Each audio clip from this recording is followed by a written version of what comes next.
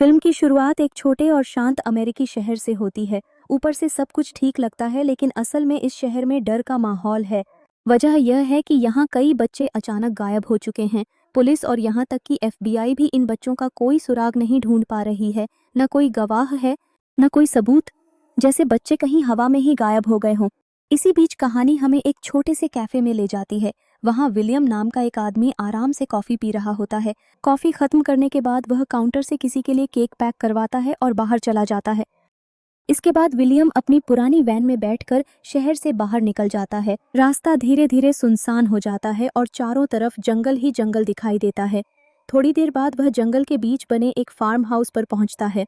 Farm के अंदर एक मासूम बच्ची ग्रेस कैद में होती है। फार्म के अंदर विलियम धीरे धीरे ग्रेस के पास जाता है और उसे केक देने लगता है, जैसे सब कुछ बिल्कुल सामान्य हो। लेकिन तभी अचानक पीछे से जिम नाम का एक पुलिस वाला उस पर हमला कर देता है।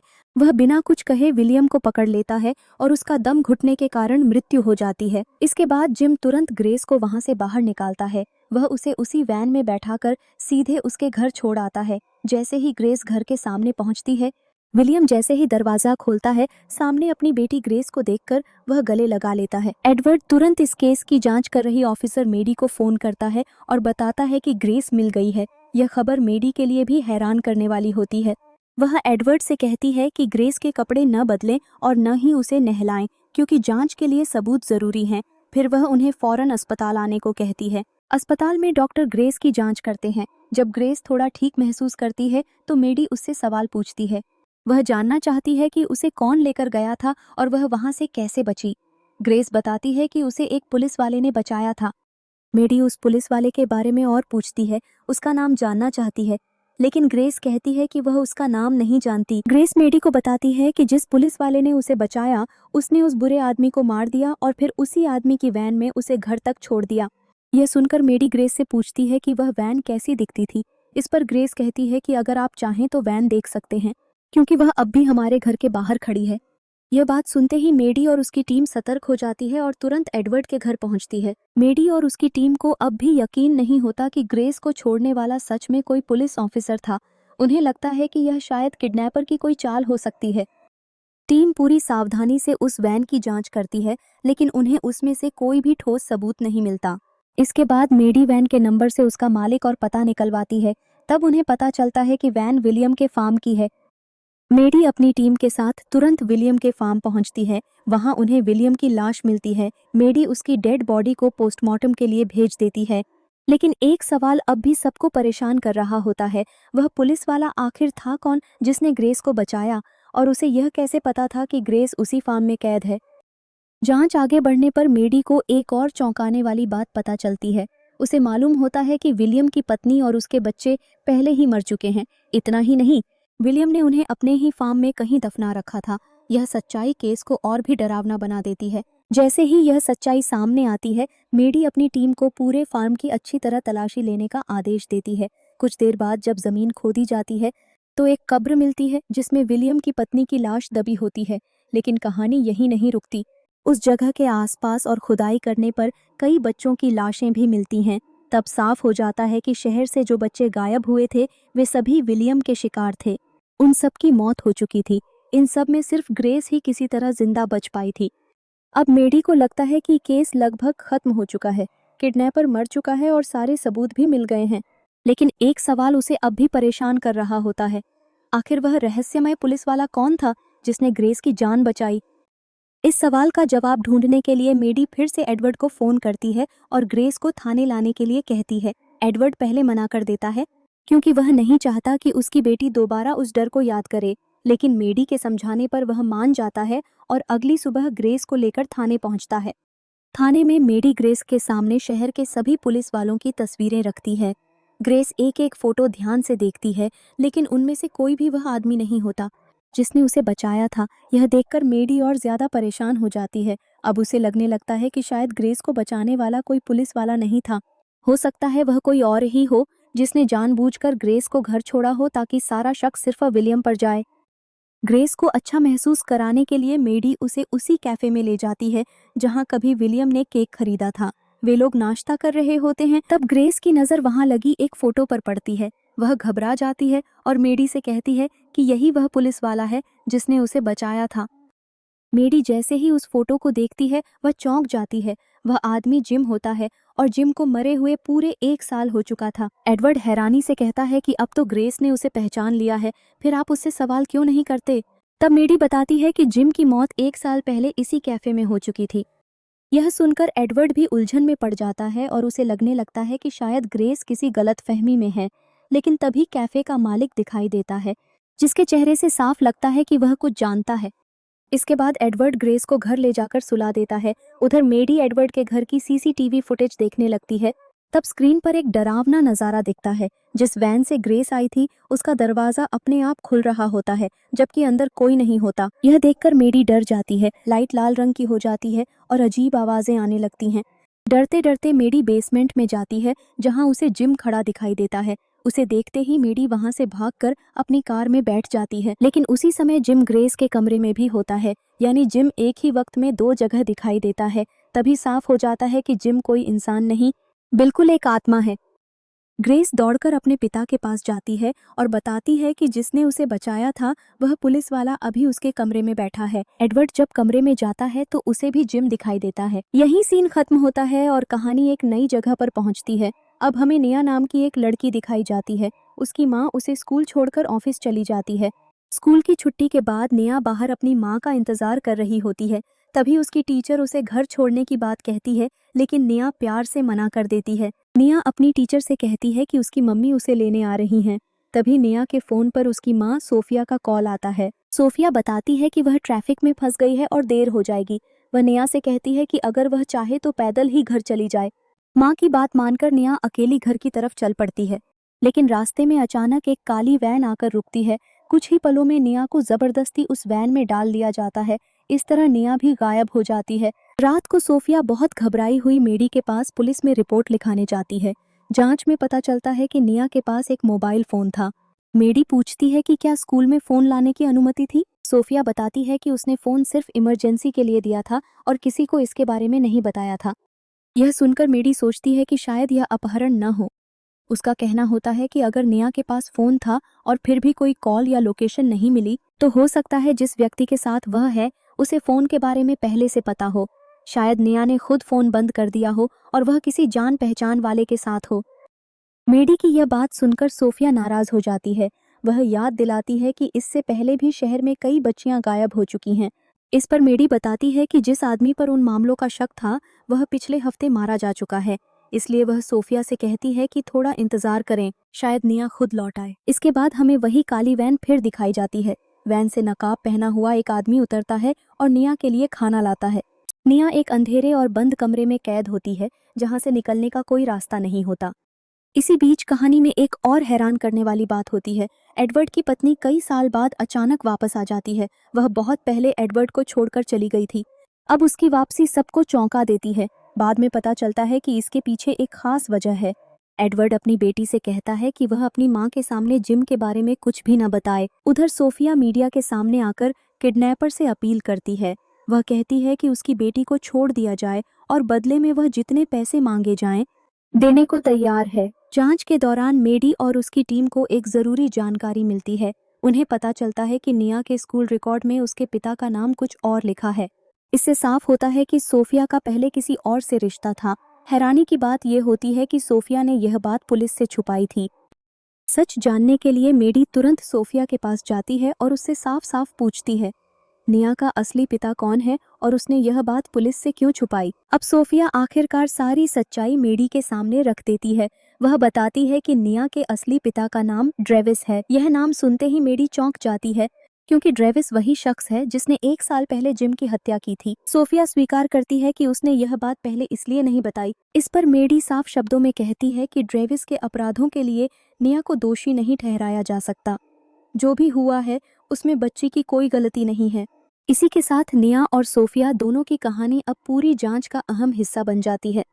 इधर दूसरी तरफ एडवर्ड की पत्नी अपनी पुरानी गलती के लिए उससे माफी मांगती है। एडवर्ड आज भी उससे प्यार करता है, इसलिए वह बिना ज्यादा सवाल किए उसे माफ कर देता है। फिर वह उससे पूछता है कि वह इतने सालों तक कहाँ रही। एडवर्ड की पत्नी बताती है कि वह एक दोस्त के साथ शहर से दूर रह रही थी। वक्त के साथ दोनों काफी करीब आ गए थे, लेकिन उसी दौरान वह ड्रग्स की लत में फंस गई। एक रात नशे की हालत में उसने अपने साथी को जबरदस्ती ड्रग्स की गोली खिला दी, जिससे उसकी मौके पर ही मौत हो गई।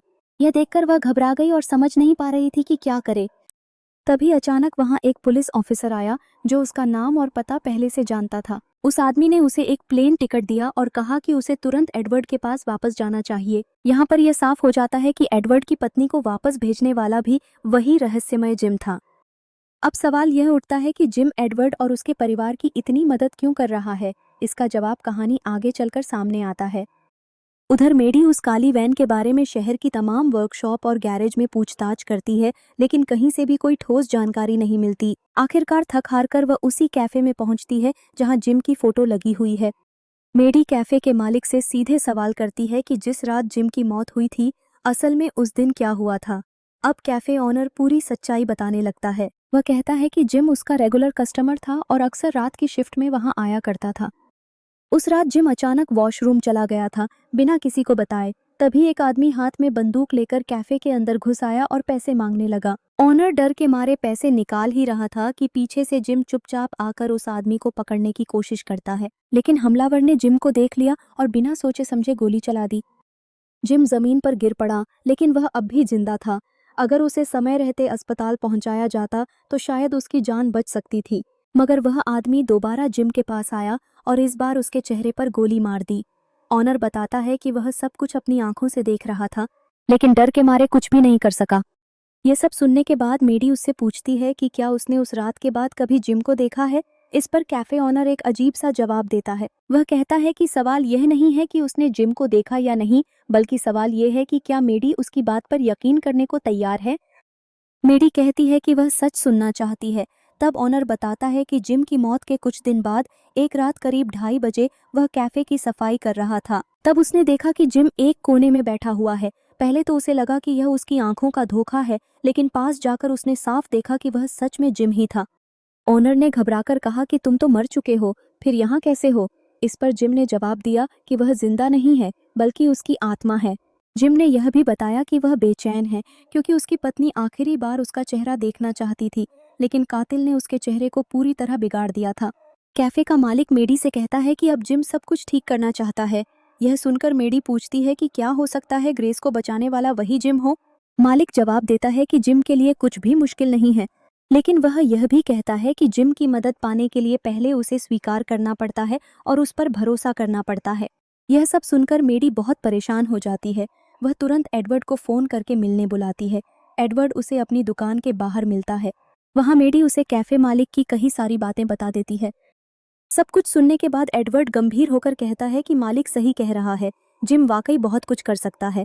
यह सुनकर मेडी हैरान हो जाती है और पूछती है कि क्या उसने भी जिम को देखा है। तब एडवर्ड सच्चाई बता देता है। वह कहता है कि जिस रात ग्रेस डरकर उसके कमरे में आकर सोई थी, उसी रात उसने अपने घर में जिम को देखा था। उसने जिम को अपनी बेटी को बचाने के लिए धन्यवाद कहा था। तब जिम ने कहा था कि वह उसके लिए कुछ भी कर सकता है। एडवर्ड बताता है कि जब उसने पूछा कुछ भी का मतलब क्या है, तो जिम ने कहा कि ग्रेस को अभी उसकी माँ की सबसे ज्यादा जरूरत है। एडवर्ड ने पहले मना कर दिया था, क्योंकि उसे भरोसा नहीं था कि उसकी पत्नी वापस आएगी। वह उसे छोड़कर जा चुकी थी। लेकिन जिम ने कहा कि वह यह भी कर सकता है। बदले में बस यही चाहता था कि एडवर्ड उसे स्वीकार कर ले और उस पर भरोसा करे। एडवर्ड मान गया। इसके बाद अगले ही दिन उसकी पत्नी वापस लौट आई। हैरानी की बात यह थी कि वह पूरी तरह बदल चुकी थी और अब एक अच्छी माँ बन गई थी। यह सब सुनने के बाद मेडी कहती है कि वह खुद जिम से मिलना चाहती है। उसे लगता है कि शायद जिम नेहा को ढूंढने में उसकी मदद कर सकता है। एडवर्ड बताता है कि अगर वह जिम से मिलना चाहती है तो रात ठीक 2:30 बजे उसके घर आना होगा और डोरबेल नहीं बजानी होगी। रात के ठीक 2:30 पर मेडी एडवर्ड के घर पहुंच जाती है। जिम पहले से वहां मौजूद होता है। एडवर्ड बताता है कि जिम ऊपर है। डरते हुए भी हिम्मत करके मेडी ऊपर जाती है और यहीं सीन खत्म हो जाता है। अगले दिन मेडी सोफिया के पास जाती है और उससे नेहा की बचपन की फोटो मांगती है। सोफिया को यह अजीब लगता है, लेकिन बेटी को वापस पाने की उम्मीद में वह फोटो दे देती है। फिर मेडी उस फोटो को लेकर जेल में ड्रेविस से मिलने जाती है और उससे कुछ सवाल पूछती है। इसके बाद वह एक दुकान पर जाती है और वहां लगे बाहर के कैमरों की सीसीटीवी फुटेज लेती है। वह फुटेज अपने साथी पार्कर को दिखाती है। फुटेज देखने पर एक जरूरी बात सामने आती है। वही काली वैन हर सुबह ठीक 10 बजे उस दुकान के सामने से गुजरती है। उधर किडनैपर फिर से नेहा के पास आता है। वह नेहा की किसी से फोन पर बात करवाता है और फिर फोन वहीं फेंक देता है। इन्हीं सुरागों की मदद से मेडी आखिरकार उस जगह तक पहुंच जाती है जहां नेहा को कैद करके रखा गया था। सही समय पर पहुंचकर मेडी नेहा को सुरक्षित बाहर निकाल लेती है। केस सुलझने के बाद मेडी की बहुत तारीफ होती है। पुलिस डिपार्टमेंट में सब उसकी बहादुरी और समझदारी की बातें करने लगते हैं। लेकिन इसी खुशी के बीच एक डरावनी खबर आती है। नेहा के घर सुरक्षित पहुंचने वाली उसी रात जेल में बंद ड्रेविस आत्महत्या कर लेता है। यह बात सभी को चौंका देती है। इसी दौरान पार्कर को एक अजीब बात पता चलती है। उसे मालूम होता है कि मेडी चोरी छिपे ड्रेविस से जेल में मिलने गई थी और उसने यह बात अपनी टीम को नहीं बताई। तब से पार्कर के मन में मेडी को लेकर शक पैदा हो जाता है। उसे लगने लगता है कि कहीं मेडी का किडनैपर से कोई रिश्ता तो नहीं। पार्कर गहराई से जांच करता है। उसे पता चलता है कि मेडी से मिलने के कुछ घंटों बाद ही ड्रेविस ने आत्महत्या कर ली थी। फिर अगले दिन वह एक बहाने से मेडी की कार की जांच करता है। कार की लोकेशन हिस्ट्री में वह देखता है कि जहां नेहा को कैद करके रखा गया था वहां मेडी एक दिन पहले ही जा चुकी थी। इतना ही नहीं, कार के अंदर पार्कर को नेहा की एक पुरानी फोटो भी मिलती है। उस फोटो के पीछे मेडी की लिखावट में लिखा होता है, अगर तुम अपनी बेटी नेहा को जिंदा देखना चाहते हो तो तुम्हें खुद को खत्म करना होगा। अब पार्कर को पूरा यकीन हो जाता है कि मेडी कुछ छुपा रही है। वह मेडी को उसी कैफे में मिलने बुलाता है और सीधे आरोप लगाता है कि उसे पहले से पता था कि नेहा कहाँ है और वह किडनैपर से मिली हुई थी। वह सच्चाई जानना चाहता है। तब मेडी आखिरकार पूरी सच्चाई बता देती है। वह बताती है कि यह सब जिम की मौत के बाद शुरू हुआ था। अपनी पत्नी की आखिरी इच्छा पूरी न कर पाने के कारण जिम की आत्मा भटकने लगी और धीरे धीरे वह एक बहुत ताकतवर और खतरनाक शक्ति बन गया। उसका मकसद सिर्फ बदला नहीं था बल्कि सबको अपने कंट्रोल में लेना था। सबसे पहले जिम ने ग्रेस को बचाया, फिर उसने एडवर्ड को अपने वश में कर लिया। जिम के कहने पर ही एडवर्ड ने नेहा का अपहरण किया था। यानी नेहा को किडनैप करने वाला कोई और नहीं बल्कि ग्रेस का पिता एडवर्ड ही था। जिम ने यह सब इसलिए किया ताकि ड्रेविस अपनी जान दे दे। जिम के कहने पर मेडी ड्रेविस से मिलने गई और उसे कहा कि अगर वह अपनी बेटी को बचाना चाहता है तो उसे खुद को खत्म करना होगा। ड्रेविस को पहले भरोसा नहीं हुआ, लेकिन जब उसकी नेहा से फोन पर बात करवाई गई तब उसने सच मान लिया। अपनी बेटी को बचाने के लिए ड्रेविस ने आत्महत्या कर ली। इस तरह जिम का बदला पूरा हो गया। लेकिन जिम यही नहीं रुकना चाहता था। अब उसका अगला निशाना पूरी दुनिया थी। पार्कर इन सब बातों पर भरोसा नहीं करता। उसे भूत प्रेत पर यकीन नहीं होता। तब मेडी उससे कहती है कि जिम जानता है कि पार्कर को कैंसर है और वह ज्यादा दिन नहीं जिएगा। यह सुनकर पार्कर हैरान रह जाता है क्योंकि उसने यह बात किसी को नहीं बताई थी। मेडी कहती है कि जिम ने उसे ठीक कर दिया है। अगर भरोसा न हो तो टेस्ट करवा लो। पार्कर अस्पताल जाकर जांच करवाता है। रिपोर्ट देखकर डॉक्टर भी चौंक जाते हैं क्योंकि पार्कर पूरी तरह स्वस्थ होता है, कोई बीमारी नहीं होती। अब पार्कर पूरी तरह डर जाता है। वह सीधे एडवर्ड के घर जाता है जहां पहले से एडवर्ड, ग्रेस, मेडी और कैफे का मालिक मौजूद होते हैं। वहां पार्कर भी जिम को स्वीकार कर लेता है और अपनी आत्मा उसके हवाले कर देता है।